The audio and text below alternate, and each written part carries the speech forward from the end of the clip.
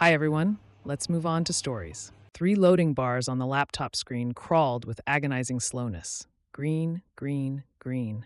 Done. My finger hovered over the enter key.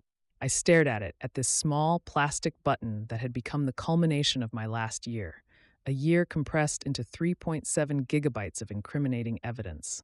Outside the window, the lights of the rector's great hall cast trembling golden reflections on the wet asphalt. There, Gleb Orlov, our university's golden boy, was preparing to receive the Student of the Year award. He didn't know yet that in 15 minutes his world would burn to the ground. I pressed enter. The file Project Icarus began to unpack on all university servers, a scheduled task for 10 p.m. The clock on the screen showed 9:45 p.m. Perfect. I closed the laptop lid. The cold metal burned my fingers. His laughter still echoed in my ears. That same condescending laugh, thrown at my back in the dean's office corridor a year ago. Get over it, grad student. You're just expendable.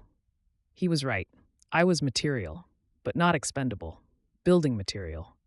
I became the foundation of his fall. I walked slowly through the empty, echoing corridors. The university had been my home for the last 8 years. First a student, then a graduate student, then a junior lecturer. I knew every creak of the parquet floor, every nook where students hid from classes. I knew its social architecture, who slept with whom, who owed whom, whose parents paid for grades, and who lived on a scholarship afraid to breathe. Gleb was the king of this architecture. I was its invisible engineer. Now the engineer had decided to demolish the main building. If I had known back then, at the very beginning, how it would all turn out, I would have done the same thing anyway. Probably. I'm still not sure. The path from a humiliated whipping boy to a cold-blooded puppet master turned out to be shorter than I thought, and scarier. The scariest part was that at some point, I started to like it. I liked pulling the strings, watching the puppets in my hands, his friends, his girlfriends, his patrons, begin to dance to my tune. I thought it was a thirst for justice. It turned out to be a thirst for power, the same as his. My old life ended in the dean's office, which smelled of mothballs and disappointment. A printout lay on the table. My article, which was being prepared for publication in a prestigious scientific journal, and next to it, an article from 3 years ago by an unknown Western scientist. The similarity, 80%. Plagiarism, crude, blatant, obvious. Anton, I believed in you. The dean's voice, usually velvety and commanding, sounded like creaking rusty hinges. How could you? I looked at the papers and understood nothing. This wasn't real. I had written every line myself, stayed up nights, checked every citation. It's a mistake, a setup. My own voice was foreign, thin. A setup? The dean raised his eyebrows. Is this also a setup? He threw another stack of photos on the table. In them, or someone who looked a lot like me, was leaving the apartment of a first-year student, Alina Volskaya. The time on the photo was 2 in the morning. Alina was the daughter of an influential official, and a rumor that a young lecturer was abusing his position had already begun to circulate. I looked at it and felt the ground slipping from under my feet. I hadn't been to Alina's. I barely knew her. But who would believe me? The combination was perfect. Academic dishonesty plus immoral behavior. The career I had dedicated my entire youth to was turning to ash. We won't escalate the scandal, the dean said graciously. Write a letter of resignation and forget the path to science, forever. On my way out of the office, I ran into Gleb. He was on his way to get credit for my now former subject. He gave me a look full of disdainful triumph and threw that very phrase at me about being expendable. And then I understood everything. Gleb was aiming for the same international internship as I was, only he didn't need articles for it. He just needed to eliminate a competitor. Alina Volskaya was his ex-girlfriend. A couple of calls, a bit of Photoshop, an anonymous letter to the dean, and it was done. Simple, elegant, cruel. I left the university, and the world lost its color. It became gray like the November sky over Moscow. That evening, for the first time, I felt not pain, not resentment, but shame. A deep, paralyzing shame. Shame for being broken so easily, for not being able to defend myself, for letting them walk all over me. This shame was worse than any accusation. It ate me from the inside, turning me into nothing. For a week, I lay at home, staring at the ceiling. My phone was blowing up with calls and messages. Some sympathized, Some gloated, but most simply cut me out of their lives. I didn't blame anyone. In our world, you don't help those who are falling. And then one evening, I opened my laptop. Not to look for a job or read the news. I opened the university portal. My lecturer access hadn't been revoked yet. Bureaucracy worked slowly. I looked at Gleb's smiling face in the Our Pride section. He had won the grant. The very same one. Something inside me snapped. The hatred was hot, searing, but something else was being born beneath it. Something cold as ice. Calculation. He used the system. So I would use the system. He attacked reputation, so I would attack it too. But I, unlike him, knew this system from the inside, not as a user, but as an administrator. I deleted all our photos together from social media, erased his number, bought a burner SIM card and the cheapest feature phone. This was my decision, my point of no return. Not a scream into a pillow, not a drunken brawl, just a quiet, methodical erasure of the past in preparation for the future. I sat down at the table and started drawing up a plan. It looked like a diagram of a complex computer network. At the center, Gleb, threads stretched from him to dozens of other people. Each thread a vulnerability. First, I hacked Alina Volskaya's email, not for revenge, but for information. Among hundreds of emails about clothes and parties, I found what I was looking for. A draft of a letter to Gleb, full of tears and reproaches. You promised they would just suspend him, not expel him. You used me. Gleb didn't even reply. I saved a screenshot. That was my first brick. Then more.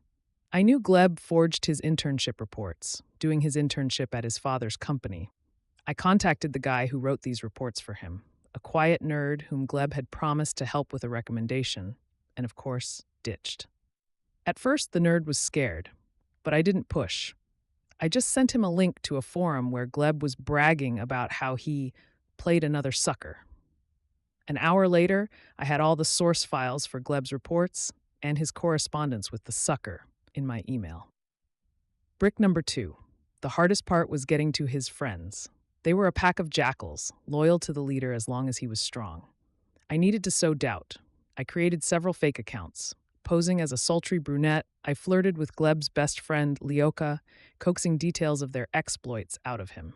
Posing as a respectable businessman, I accidentally wrote to another of his friends, hinting at a promising project, but adding, "I heard you're friends with Orlov. He's a capable guy, but they say he's unreliable, likes to step on others to get ahead. Is that true?" I played on their fears, their envy, their ambitions. I didn't lie. I just highlighted the truth from the right angle. Social engineering in its purest form. People are willing to believe anything if it confirms their worst suspicions.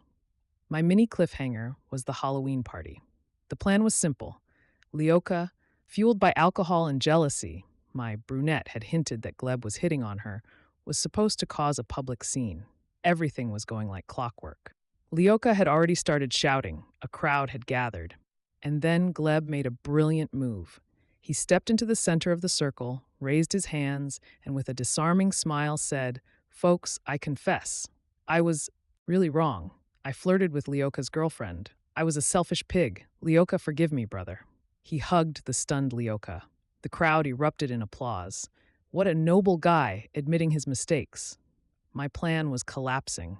Lyoka, melted by the hug, was already stammering something in response. I stood in the shadows by the bar and felt cold sweat run down my back. I had underestimated my enemy. He wasn't just a predator. He was a genius manipulator. I had to improvise. A head-on attack on his reputation had failed. That meant I had to make him destroy it himself. I moved on to Plan B. The pace quickened. Days and nights merged into a single marathon.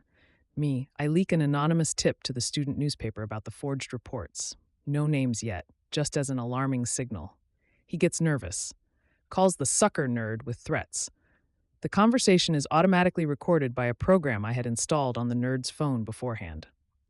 I send the recording to Lyoka from a well-wisher fake account. Caption, "Look how he solves problems. You'll be next." He feels the ground burning under his feet, starts suspecting everyone. He causes a scene with his girlfriend, accusing her of leaking information. She, of course, has nothing to do with it. I console his girlfriend through another fake, the profile of an understanding and sympathetic friend in misery. She unloads everything on me.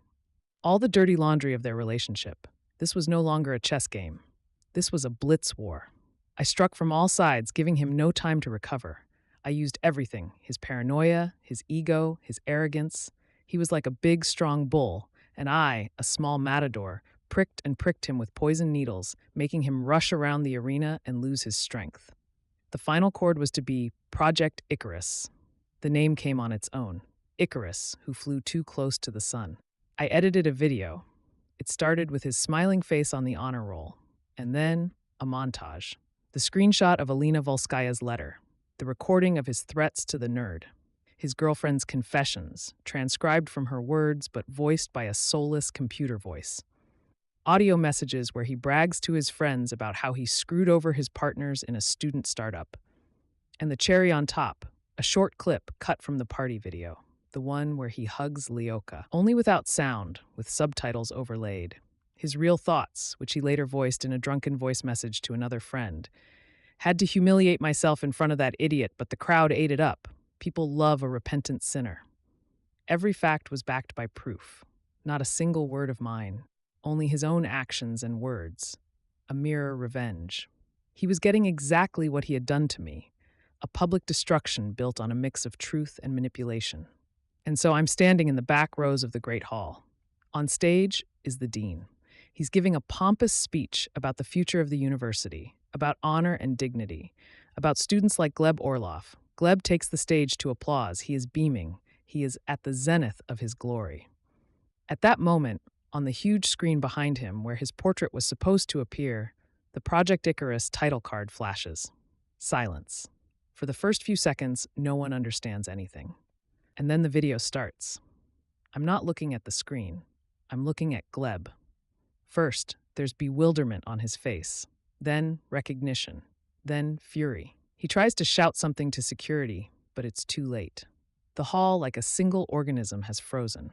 The only sound is the soulless voice from the speakers, reading out his sins. When the screenshot of the conversation with Alina appears on the screen, a murmur runs through the hall. When his threats are heard, the murmur grows into an indignant rumble. When he hugs Lyoka with the subtitles about the idiot, someone in the hall laughs nervously. The applause that greeted him is replaced by a deafening, ringing silence. The dean stands with his mouth open, his face whiter than chalk. Gleb slowly turns to the hall. His radiant smile is gone. A cornered, bewildered, humiliated creature is looking back at me. In his eyes is the same paralyzing, all-consuming shame that I myself had felt a year ago. And in that moment, I feel nothing. No triumph, no satisfaction, only an icy, ringing emptiness. I look at his distorted face and suddenly realize with horrifying clarity, I have become him.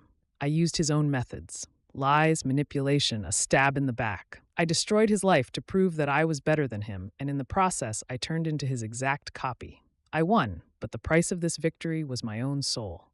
It was a Pyrrhic victory. I silently turn and walk out of the hall, leaving him alone on stage under the scrutiny of hundreds of judgmental eyes. I walk through the night city, not watching where I'm going. The sounds of chaos from the hall gradually fade.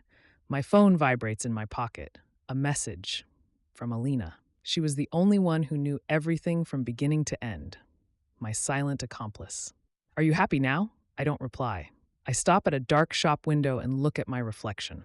A stranger with hard, cold eyes looks back at me. A person who learned to turn pain into strength and strength into poison. I got my revenge. I won back my honor. But something important, something human, was lost forever. I looked at my reflection, and I couldn't understand which of us, me or Gleb, had lost more in the end. The cycle was complete, or had a new one just begun? There was no answer. Only my reflection in the dark glass and the ringing emptiness inside.